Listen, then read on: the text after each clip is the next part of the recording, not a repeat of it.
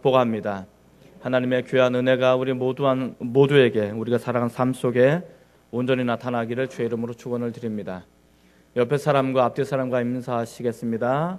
내가 당신을 주님의 이름으로 축복합니다.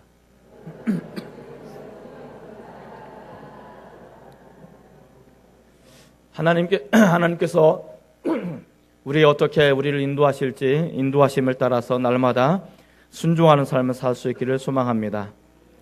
요나가 바다에 던져지다라는 말씀을 가지고 말씀을 증거하실 때 큰 은혜가 저와 여러분 가운데 나타나기를 소망합니다. 우린 요나서를 통해서 요나가 누구라고요? 요나가 요나다. 그래서 그 요나가 이 요나구나라는 것을 깨달으시고 우리가 어떻게 하나님 앞에 살아갈지를 다시 한번 점검하시는 귀한 은혜가 나타나기를 소망합니다. 요나가 하나님 앞에 말씀을 들었습니다. 그리고 하나의 어떤 미션을 받게 되어지는데 하나님부터 받은 이 부여받은 사명을 거절한 채 다시스로 도망을 하다가 풍랑을 만나게 되었다라고 우리가 살펴봤습니다. 그 풍랑을 통해서 자신의 정체성을 깨닫게 되어지고 다시 한번 자신이 누구인지를 깨닫게 되어지는, 그리고 그 와중 속에 이 요나가 바다에 던져지는 그 과정을 오늘 우리가 읽은 본문의 내용인 것입니다.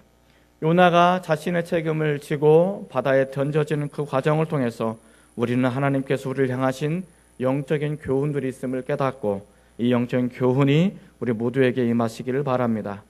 첫 번째 영적인 교훈은 하나님께서는 집요하게 추적하시는 분이심을 우리는 깨달을 수 있습니다. 한번 따라해 볼까요? 하나님께서는 집요하게 추적하시는 분이시다. 요나는 하나님의 낯을 피해서, 하나님의 얼굴을 피해서 도망을 하면 하나님께서는 쫓아오지 못할 거라고 생각했어요. 그런데 하나님께서는 요나를 끝까지 추적하셔서 끝까지 요나가 있는 그곳으로 따라가시는 그런 분이심을 우리에게 이야기해 주고 있습니다. 바다 깊은 곳으로 나가면, 그리고 뱀의 깊은 속으로 숨어들면 하나님께서는 그곳까지 따라오지 않으시겠지라고 생각했던 요나. 그러나 하나님께서는 그곳까지 추적해 들어오시는 요나, 하나님의 모습을 우리는 발견할 수 있습니다. 자, 그런데 우리가 여기서 한 가지 배워야 될 점이 있습니다. 그것은 뭐냐면 요나가 하나님에 대한 오해를 가지고 있다는 것을 우리는 먼저 깨달아야 됩니다. 요나는 하나님에 대한 어떤 오해를 가지고 있을까? 하나님께서 말씀을 하라고 전했습니다. 그래서 하나님께서는 요나를 통해서 느느야라는 성을 구원하시기로 사실은 작정하시고 계획해 놓으신 것이죠. 그런데 요나가 하나님의 계획을 어렴풋이 알았어요. 그렇기 때문에 요나는 하나님께서 자신이 싫어하는 그 나라, 그 민족이 구원받는 것이 절대로 싫었습니다. 극단주의적인 요나가, 민족주의적인 요나가 도망쳐 나가면, 자신이 말을 전하지 않으면, 자신이 복음을 전하지 않으면 그 사람들은 구원을 받지 못하고 함께 멸망할 거라고 생각을 했던 것입니다. 그런데 요나는 여기서 한 가지 놓치는 것이 있습니다. 그건 뭐냐면 하나님께서는 반드시 자신이 이루시고 싶은 계획이나 이루고 싶은 일들을 반드시 성취하시는 분이시다라는 것을 요나는 잊지 못했습니다. 깨닫지 못했습니다. 사실은 요나는 선지자입니다. 하나님으로부터 부름을 받은 사람입니다. 선지자라는 것은 하나님께서 어떤 메시지를 전하든 그 메시지를 다 전하고 이루어져야 할 그런 책임감이 있는 사람입니다. 예를 든다면 이사야 같은 경우는 하나님의 말씀을 증거하다가 톱으로 켜 죽임을 당하는 거죠. 예레미야 같은 경우는 하나님의 말씀을 증거하다가 돌로 맞아 죽었습니다. 어떤 사람들은, 선지자들은 하나님의 말씀을 전하다가 이 모양 저 모양으로 고난도 당하고 감옥에 갇히기도 하고 매를 맞기도 했단 말이죠. 그런데 선지자인 요나가 하나님께서 말씀을 전하라고 했을 때 자기 뜻에 맞지 않는다고 해서, 자기 의견에 맞지 않는다고 해서 하나님의 말씀을 거절하는 거죠. 어떻게 보면 요나는 선지자로서의 자격이 없는 그런 사람입니다. 요나는 하나님을 믿는 사람이고 하나님 앞에 부름을 받은 사람이지만 사실은 요나는 하나님을 제대로 알지 못하고 하나님을 제대로 믿지 못하는 그런 사람이었다는 것을 우리에게 이야기해 주고 있습니다. 자, 그러면 우리 여기서 한 가지 또 더 나가보면 이렇습니다. 그렇다면 하나님께서는 요나를 통해서 뭔가 자신이 이루고 싶은 그 꿈을 이루시고 나가고 싶은데, 뭔가 자신이 하고 싶은 것을 하고 싶으신데 요나가 이것을 거절했단 말이에요. 그럼 어떻게 할까? 자, 하나님께서 이루시고 싶은 일들, 계획들은 반드시 성취하신 분이라고 정의를 내렸습니다. 그럼 하나님께서 어떻게 성취하실까? 두 가지 모습으로 성취해 나가십니다. 첫 번째 모습은 하나님께서 요나를 폐하시고 다른 사람을 세워서 그 일을 얼마든지 감당하실 수 있는 분이다라는 것을 우리에게 이야기해 주고 있습니다. 예를 들어 봅시다.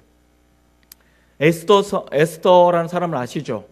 에스더는 유대인의 처녀입니다. 그런데 아하수에로의 왕비가 되는 거죠. 왕후가 되었습니다. 그런데 이 유대인의 가장 반대적인 입장을 취했던 사람이 누구냐면 하만이라는 사람입니다. 하만이라는 사람이 유대인들을 몰살할 계획을 가지고 있었던 거죠.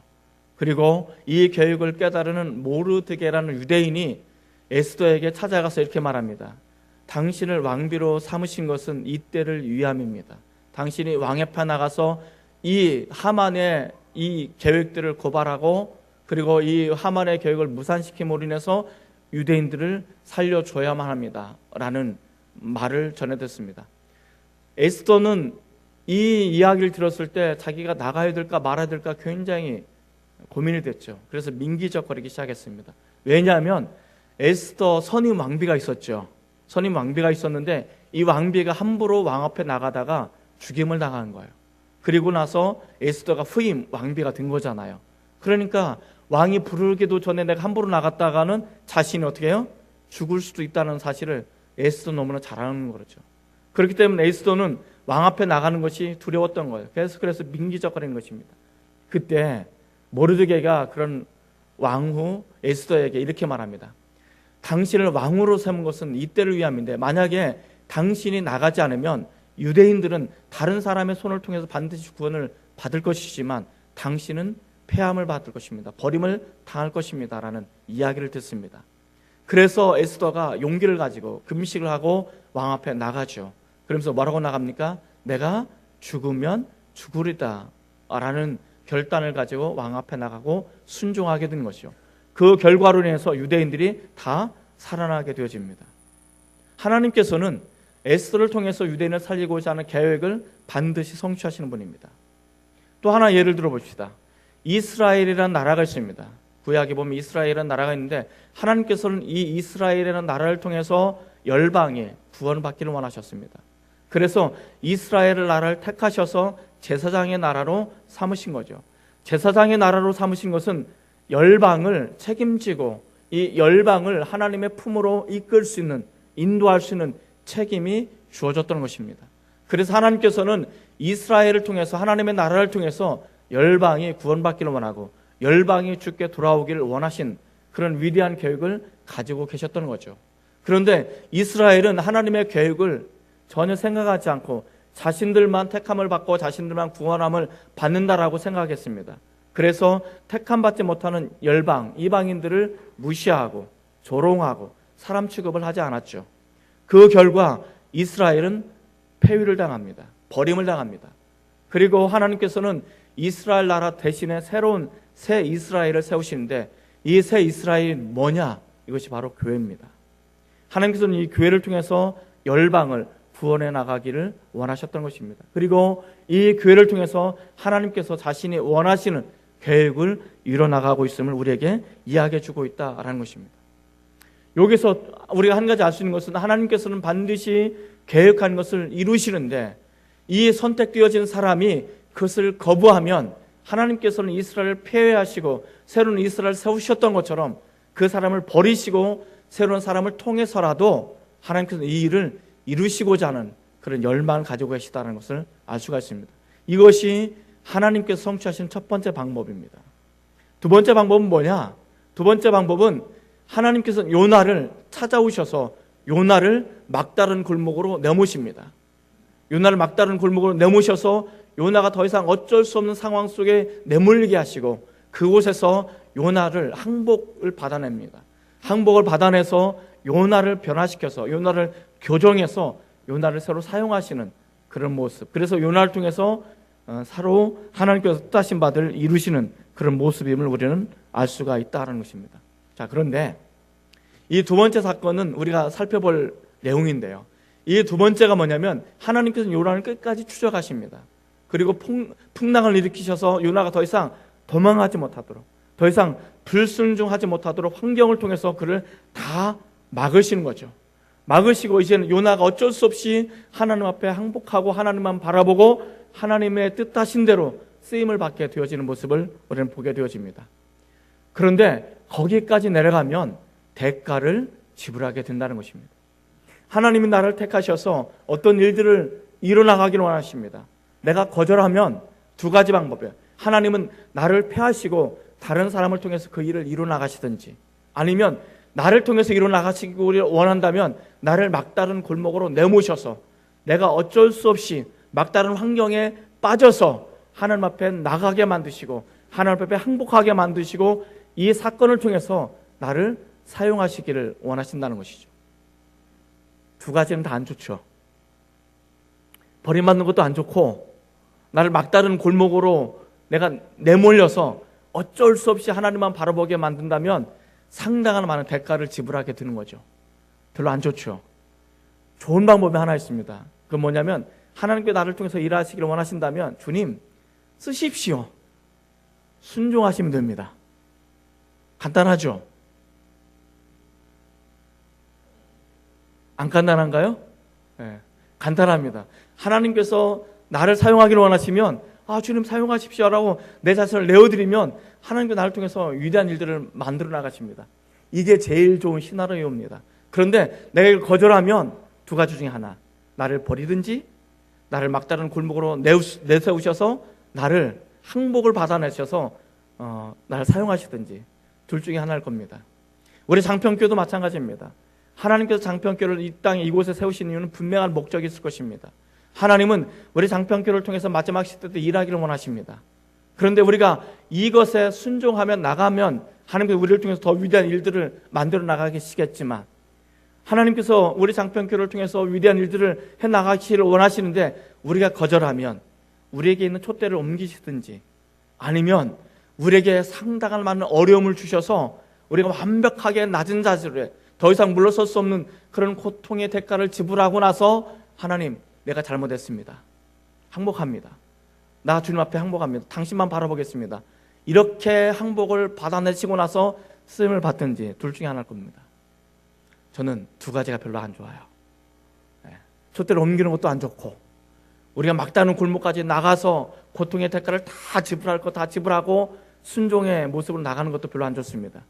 저는 하나님께서 우리에게 미션을 주실 때, 사명을 주실 때, 네, 내가 순종하겠습니다. 내가 쓰임받기를 원합니다라고 아멘으로 순종하시는 저와 여러분이 되시기를 주님의 이름으로 축원을 드립니다. 두 번째 영적인 교훈은 요나의 자기 고백입니다. 한번 같이 읽어보도록 하겠습니다. 11절과 12절 말씀입니다. 11절, 12절을 같이 한번 읽겠습니다. 시작. 바다가 점점 흉흉한지라 무리가 그에게 이르되 우리가 너를 어떻게 하여야 바다가 우리를 위하여 잔잔하겠느냐 하니 그가 대답하되 나를 들어 바다에 던지라. 그리하면 바다가 너희를 위하여 잔잔하리라.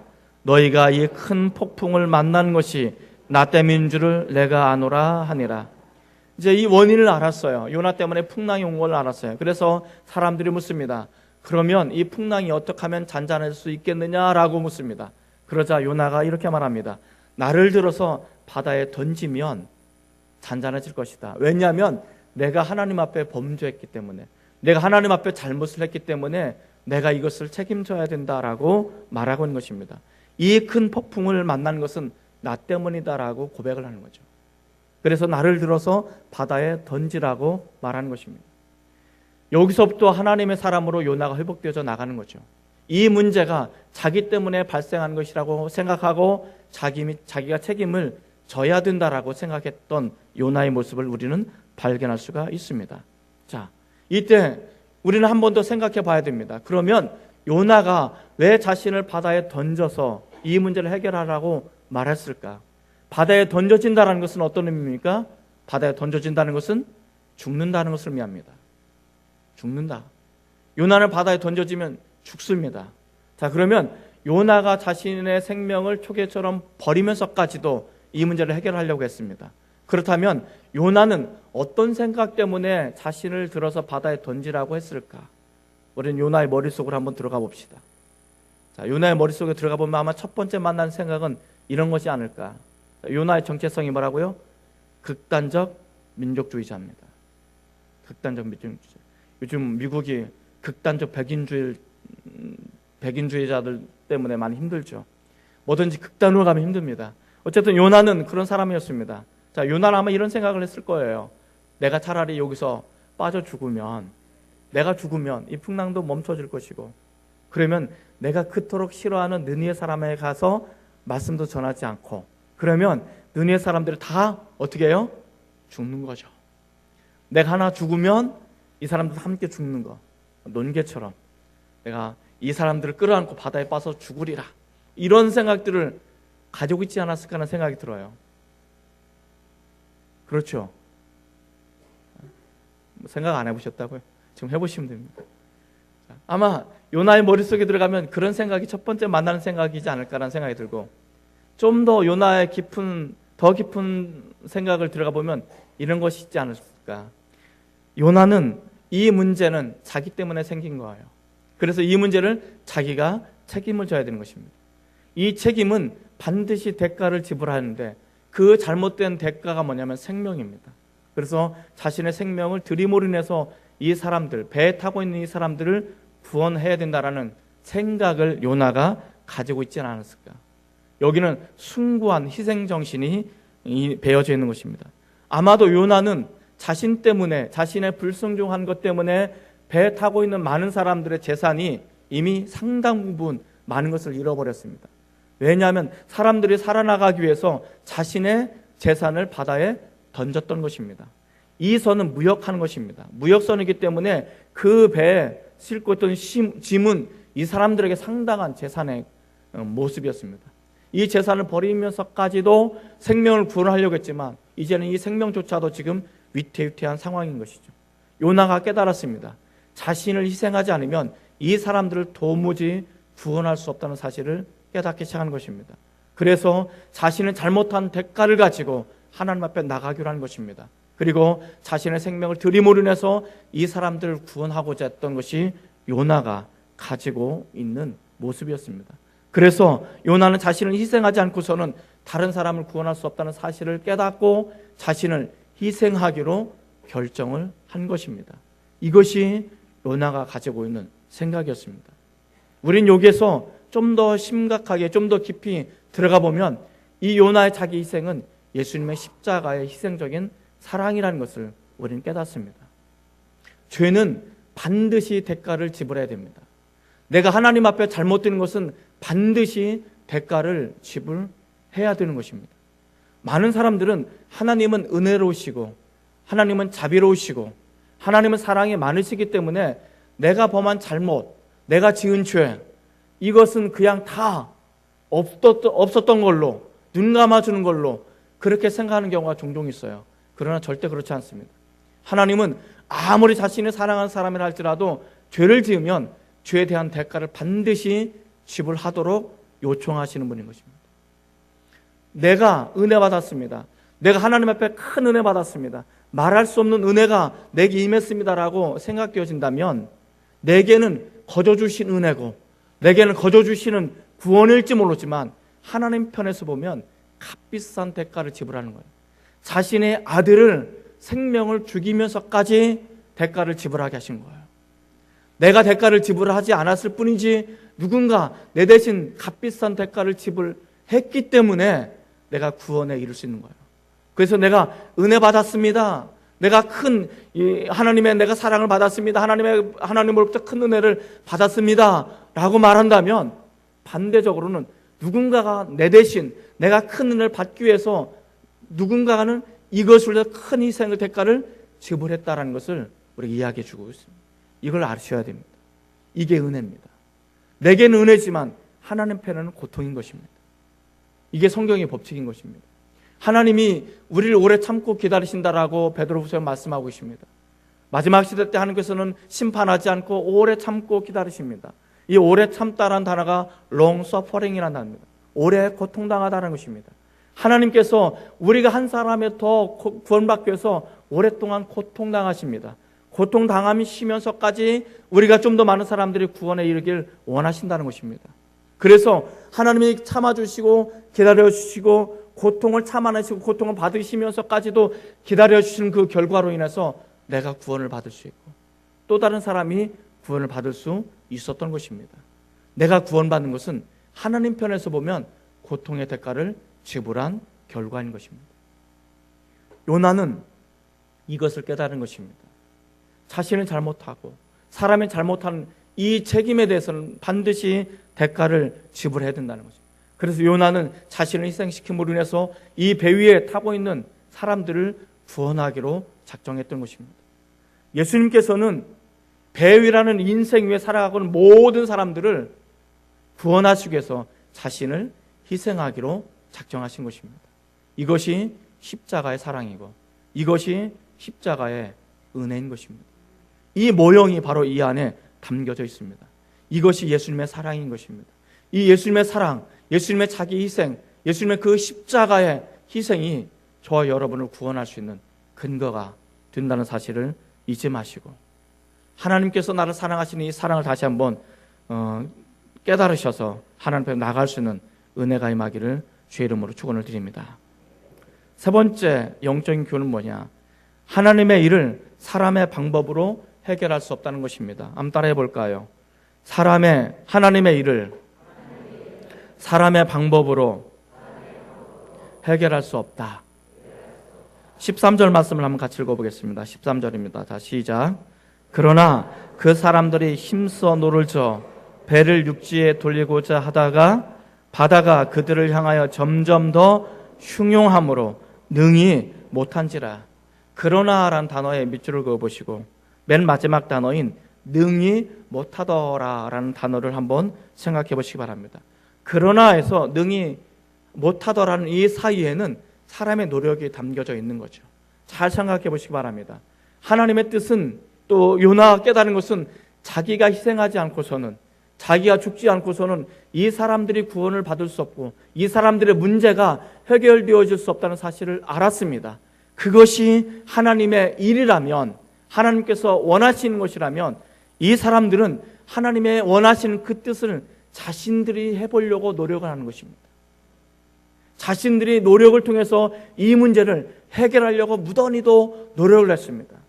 그러나 이 사람들은 자신의 힘으로 배를 육지에 대려고 했지만 점점점 바람이 폭풍이 거세져서 능히 못했더라는 것입니다.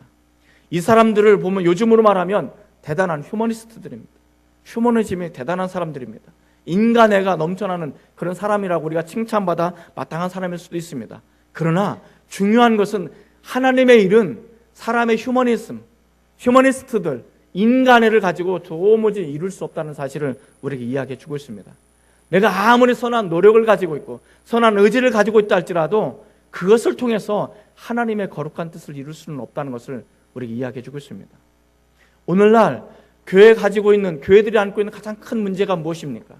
교회는 어떤 사람이 모이는 곳입니까? 하나님을 믿고 있는 사람들이 모입니다. 예수님을 나의 주님으로 영접한 사람들이 모이는 곳이 교회입니다. 이 2부 예배 참석하신 분들은 전부 다 하나님을 믿고 있는 사람이라고 저는 믿습니다. 맞습니까? 자, 그러면 우리는 하나님을 믿는 사람들입니다. 나는 하나님을 믿습니다. 하나님을 믿기 때문에 믿는 사람을 통해서 하나님이 어떤 일들을 성취해 나가기를 원하십니다. 그런데 이 하나님의 일들을 성취해 나가는 이것을 우리가 하나님을 믿는 우리들이 우리의 방식대로 우리의 노력으로 인간적인 수단과 방법을 통해서 하나님의 일을 성취해 나가려고 하더라는 것입니다. 여기서부터 문제가 생기기 시작하는 거예요. 사실은 많은 교회가 힘들어하고 어려워하는 것은 바로 여기서부터 생기는 것입니다. 우리는 우리의 생각대로 우리의 가지고 있는 수단과 우리가 가지고 있는 방법과 우리가 가지고 있는 노력과 우리가 가지고 있는 뜻과 우리가 가지고 있는 노력을 가지고 이 하나님의 일들을 성취해 나가려고 한다는 거죠. 여기서부터 문제가 심각하게 발생하게 된다는 것입니다. 자, 예를 든다면 하나님께서는 우리를 통해서 A라는 어떤 사건을 이루기를 원하십니다. 하나님께서는 이것을 성취해 나가기를 원하셔요. 그래서 이 미션이 우리에게 부여가 됐어요. 우리 교회를 통해서 A라는 프로젝트를 이루기를 원하셔요. 그래서 우리는 이 A를 어떻게 하면, 이 프로젝트를 어떻게 하면 이룰 수 있을까 고민하는 거죠. 그리고 우리는 여러 가지 수단과 방법을 다 동원합니다. 우리가 가지고 있는 경험, 우리가 가지고 있는 지식, 우리가 가지고 있는 노하우, 우리가 가지고 있는 어떤 여러 방법들을 다 동원합니다. 수단과 방법을 다 동원합니다. 그래서 A라는 프로젝트가 완성이 됐어요. 대박이 났어요. 성공했어요. 그래서 하나님께서는 또 다른 프로젝트는 B라는 프로젝트를 또 사명을 주셨습니다. 우리는 경험 있죠. 그래서 우리가 또 열심히 수단과 방법을 동원하고, 우리가 가지고 있는 노력을 동원해서 또 B라는 프로젝트가 완성이 됐어요. 대박이 났어요. 이럴 때 우리는 하는 말이 뭐라고 말합니까? 야, 하나님의 은혜가 우리 가운데 임했다라고 말하죠. 근데 그게 과연 하나님의 은혜가 임한 것인가? 여기는 굉장히 무슨 함정이 담겨져 있습니다. 예를 들어 봅시다. 하나님께서 우리 교회를 통해서 이루시고 싶은 많은 일들이 우리의 노력과, 우리가 가지고 있는 생각과, 우리가 가지고 있는 수단과 방법을 통해서 이것이 족족 이루어졌다면, 이것이 족족 완성되어졌다면 결과적으로는 어떤 현상이 나타나냐면, 하나님의 일들이, 하나님의 계획들이 이것이 성취되어지고 진행되어지는 이 와중 속에서, 과정 속에서 하나님은 발견되지 않더라는 것입니다.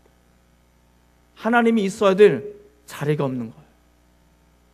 그 자리에, 하나님이 있어야 될 자리에 누구만 남아있습니까? 우리만 남아있어요. 나만 남아있어요. 이게 처음에는 은혜처럼 은혜로 여겨졌는데, 이것이 하나님께 우리에게 주신 은혜인 줄 알았는데, 복인 줄 알았는데, 가면 갈수록 우리가 나중에는 어떻게 되냐면 하나님의 자리에 우리가 앉아있어요. 하나님의 이름으로, 하나님의 자리에 내가 앉아있는 거예요. 하나님의 방식, 하나님의 뜻하심, 하나님이 주신 공급하신 은혜, 하나님 공급하신 능력, 이것이 더 이상 필요 없어요. 왜? 내 노력만 있으면 되니까. 내 수단만 있으면 되고, 내 방법만 있으면 되니까. 하나님의 은혜, 하나님의 수단, 하나님의 뜻하심, 하나님의 역사, 이거 필요 없는 거예요. 성령의 능력, 이거 필요 없어요. 왜? 우리가 할 수 있으니까. 내가 할 수 있으니까. 이것이 13절에 담겨져 있는 교훈인 것입니다. 사랑하는 성도 여러분, 한번 생각해 보시기 바랍니다. 오늘 우리가 살아가는 삶의 자리가 있죠. 내가 살아가는 삶의 자리가 있어요. 여러분들이 각자 주어진 삶의 자리가 있어요. 이 삶의 자리를 쭉 걸어가시는데, 인생길을 걸어가시는데, 여러분의 삶의 자리에서 인생길을 걸어가시는 그 걸음, 동행, 그 과정 속에 하나님은 어디에 있으십니까? 여러분이 살아가는 그 삶의 여정 가운데 하나님이 어느 자리에 위치해 있으십니까? 예배당에만 나와야 하나님의 이름을 찾고, 예배당에만 나와야 하나님이 있는 그런 우리를 범하고 있지는 않습니까? 정말 내 삶의 현장에서, 내 삶의 그 자리의 한복판에서 하나님이 그곳에서 계셔야 되고, 하나님 그곳에서 말씀하셔야 되고, 하나님 그곳에서 역사하셔야 되고, 하나님 그곳에서 나에게 지혜를 주셔야 되고, 하나님 그곳에서 나에게 은혜를 주셔서 이걸 가지고 내가 선택하고, 이걸 가지고 내가 하나님 뜻을 이뤄나가고 내 삶을 경영해 나가야 되는데, 이건 오간데도 없이 전부 다 내 뜻, 내 노력, 내 수단, 내 방법, 이거밖에 없지 않냐 이거죠. 이게 굉장히 무서운 거예요. 내 삶의 자리에, 내 걸어가는 이 삶의 자리에, 걸음걸음 속에 하나님의 위치가 없다면, 하나님의 자리가 없다면, 그것이 때로는 잘나고, 때로는 성공하고, 때로는 사람들이 보기에 부러울 만한 자리에 있다 할지라도 그것은 성공의 인생이 아닌 것입니다. 우리는 하나님의 일은 하나님의 방식대로, 하나님께서 주신 은혜대로, 하나님께서 원하시는 모습대로 성취해 나갈 때, 때로는 그것이 더디가는 것처럼 보여지고, 때로는 그것이 힘들어지는 것처럼 보여지고, 때로는 그것이 세상 보기에 미련하고 우둔한 것처럼 보여진다 할지라도 우리는 그 길을 걸어가셔야만 하는 것입니다. 이것이 진정한 은혜고, 이것이 진정한 하나님의 사람들이 살아가는 삶의 방식임을 우리에게 일깨워주고 있습니다. 그런 은혜가 넘쳐나기를 바랍니다. 네 번째, 마지막 교훈은 뭘까요? 요나가 바다에 던져지자 풍랑이 멈추게 되었습니다. 14절에서 16절까지의 말씀 한번 같이 읽어보도록 하겠습니다. 14절에서 16절입니다. 자, 시작. 우리가 여호와께 부르짖어 이르되 여호와여 구하고 구하오니 이 사람의 생명 때문에 우리를 멸망시키지 마옵소서. 무죄한 피를 우리에게 돌리지 마옵소서. 주 여호와께서는 주의 뜻대로 행하심이니이다 하고 요나를 들어 바다에 던지매 바다가 뛰노는 것이 곧 그친지라.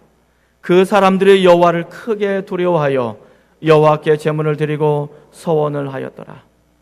이들이 요나를 바다에 던지기 전에 이제는 하나님의 방식대로 요나를 바다에 던지는 거죠. 마치 예수님 십자가에 못 박는 것처럼 그렇게 합니다. 근데 이들이 뭐라고 말하냐면, 하나님, 우리가 구합니다. 요나를 우리가 바다에 던진지랄지라도, 우리의 손 때문에 요나가 죽음을 당한다 할지라도 그 죄를 우리에게 돌리지 마십시오. 알지 않습니까? 우리는 절대 원하지 않습니다. 그러나 이것이 하나님의 방식이기 때문에 우리는 하나님의 방식대로는 순종하는 것입니다. 그러니 이 책임을 우리에게 돌리지 마시고 하나님의 뜻이 이루어지기를 원합니다 라고 고백을 하는 거죠. 그러면서 16절에 보면 뭐라고 말합니까? 그 사람들이 여호와를 크게 두려워했다라고 말합니다. 그리고 여호와께 제물을 드렸다는 것입니다. 제물을 드렸다는 것은 이들이 하나님 앞에 예배를 드렸다는 것입니다. 그리고 이들이 하나님 앞에 서원했다라고 말합니다. 서원. 여러분, 언제 서원하십니까? 우리가 처음에 예수님을 만나고 정말 무지막지한 은혜를 받게 되어질 때, 하나님, 이 은혜가 너무 큽니다. 내가 하나님을 위해서 이렇게 살겠습니다. 내가 하나님을 위해서 이렇게 드리겠습니다. 이렇게 서원하지 않아요. 그죠? 뭐 이제 서원한 거, 내가 뭐 서원했는지 이제 기억이 안 나지만 옛날에 한두 번쯤 다 했을 거란 말이에요. 뭐 서원하는 건 기억나죠? 뭔 말을 물어보면 기면 기다, 아니면 아니다, 분명하게 의사표현을 해주세요. 자, 어쨌든 간에 이 사람들이 잘 생각해 보시기 바랍니다. 하나님께서는 요나라는 사람을 찾아오셔서 막다른 골목으로 내모셔서 요나를 교정하셔요. 요나를 변화시켜 바꾸시는 거예요. 이 바꾸시는 이 과정 속에 지금 현재 하나님을 알지 못했던 이 사람들이 하나님을 알아가기 시작하는 거예요. 하나님을 만나기 시작하는 거예요. 자, 처음 풍랑이 일어났을 때 5절에 보면 이 사람들이 뭘 했습니까? 각각 자기의 신들을 불렀다라고 말합니다. 각각 자신의 신들을 부르짖고 기도했습니다. 근데 문제가 해결되지 않았어요. 그래서 그들은 이제 자신의 신들을 의지할 수 없어서 자신들을 의지하는 거죠. 그래서 짐들을 버리고 이 배를 어떻게 하든지 살리려고 발로 드셨어요. 그런데 안 되는 거예요. 여러분, 이 세상에 많은 종교가 있습니다. 그 종교들을 피하고 싶은 마음이 추워도 없습니다. 그러나 인간의 실존의 가장 중요한 문제, 이 구원의 문제, 우리가 지옥에 갈 수밖에 없는 이 엄연한 사실 앞에, 우리가 예수님의 십자가를 통해서만이 구원받을 수 있고 천국에 갈 수 있다는 이 엄연한 사실 앞에 많은 종교들이, 많은 사람들이 이 문제를 해결할 수가 없는 거죠. 자신의 신들, 자신이 만든 신, 자신이 만드는 우상, 그 앞에 아무리 절하고 아무리 구해도 나의 문제를 해결해 줄 수 없는 거예요. 내 영적인 구원의 근본적인 구원의 문제를 해결해 줄 수가 없는 거예요. 이 문제는 오로지 하나님밖에 해결해 줄 수 없는 거예요. 이들이 처음에는 다른 신들을 섬겼습니다. 자신들의 신들을 불렀습니다. 그런데 이들이 요나를 통해서 하나님을 알기 시작했습니다. 요나를 통해서 하나님이 어떤 분인지를 알아가기 시작했습니다. 그리고 요나를 통해서 하나님을 경험하기 시작합니다. 그리고 이제는 이들이 더 이상 자신의 신들을 부르지 않습니다. 이제는 하나님의 이름을 부르기 시작합니다. 하나님 앞에 부르짖어 기도하기 시작합니다. 하나님 앞에 구하기 시작합니다. 여호와여, 우리가 구하고 구하오니 라고 기도하기 시작합니다. 그리고 이들은 하나님이 어떤 분인지 알고 하나님을 두려워하기 시작합니다. 그리고 그 하나님 앞에 예배하기 시작합니다. 그리고 내가 이 하나님 앞에 내가 어떤 삶을 살겠노라 서원까지 하게 되어지는 놀라운 일들이 일어나기 시작하는 것입니다. 요나가 풍랑 가운데 하나님을 제대로 경험하자 이 사람들이 하나님을 경험하기 시작하는 것입니다. 이들은 요나 때문에 자신의 재산을 잃었습니다. 막대한 피해를 봤습니다. 그러나 그 재산, 그 막대한 피해, 이건 아무것도 아닌 것입니다. 왜냐하면 그것과 바꿀 수 없는, 그것과 비교할 수 없는 전능하신 하나님, 구원하신 그 하나님을 만났고 경험했기 때문에 그렇습니다. 우리가 살아가게 되어질 때 때로는 우리가 원하지 않는 모습으로 살아갈 수도 있습니다. 하나님 나를 찾아오셔서 나를 교정해 나가고 나를 변화시켜 나가는 그 과정 속에 내가 하나님을 경험하게 될 때도 있을 것입니다. 그런데 내가 하나님을 만나면 내 주변의 사람들이 변화가 일어나기 시작하는 것입니다. 내가 하나님을 만나면 내 가족이 변화가 시작합니다. 내가 하나님을 만나면 내 주변의 사람들이 변화가 일어나기 시작합니다. 나로 인해서 하나님을 알아가기 시작하는 것입니다. 나 때문에 하나님이 어떤 분인가를 알아나가기 시작하는 것입니다. 그렇게 되어질 때 나로 인해서 구원의 역사가 나타나기 시작하는 것입니다. 사랑하는 성도 여러분, 하나님을 만나십시오. 하나님을 경험하십시오. 나를 찾아오셔서 나를 만지시는 그 하나님을 경험하게 되어질 때, 내가 진짜 하나님을 만나게 되어지면, 내가 변화가 되어지면 나로 인해서 내 주변의 사람들이 변화가 되어, 나로 인해서 나 때문에 내 주변의 사람들이 나로 인해서 하나님이 어떤 분이신지, 예수님의 그 십자가가 어떤 것인지 이것을 알아가기 시작할 것이고, 이것 때문에 다른 사람들이 예수님의 십자가를 경험하게 되어지고 구원에 이르게 될 것을 믿습니다. 그런 놀라운 축복과 역사가 저와 여러분 가운데, 인생 가운데 나타나기를 주님의 이름으로 축원을 드립니다. 기도하시겠습니다.